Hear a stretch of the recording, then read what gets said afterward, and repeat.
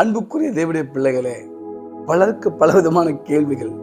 Pastor, எவ்வளோ ஜெபம் பண்ணிட்டேன், எவ்வளோ கடவுளை கேட்டேன், எனக்கு ஏன் கடவுள் பதில் கொடுக்கல, ஏன் எனக்கு நான் பெற்றுக்கொள்ள முடியல, எதுக்கு பெற முடியல என்றெல்லாம் ஒரு சந்தேகம் ஏற்படுகிறது. அன்புக்குரிய தேவ பிள்ளைகளே, ஜபத்தில் பெற முடியாததை விசுவாசத்தினால் பெற முடியும்.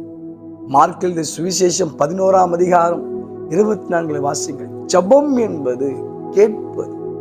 உங்களுடைய தேவைகளை சொல்லி கேட்பதுதான் ஜபம்.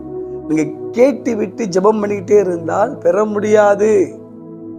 அப்போ கேட்டதை பெற்றுக்கொள்வதற்கு விசுவாசம் தேவை. விசுவாசம் என்பது உங்கள் தகுதி அல்ல, உங்கள் நீதி அல்ல. இயேசுவின் இரத்தத்தினால் வர நீதியை சார்ந்து கொள்வதுதான் விசுவாசம். என் அன்புக்குரியவர்களே, பைபிள் சொல்லுது, விசுவாசிக்கிறவன் பதறான். பதட்டம் இல்லாமல் கேளுங்கள், கர்த்தர் உங்களுக்கு நிச்சயம் பெற்றுக் கொள்வீர்கள். God bless you.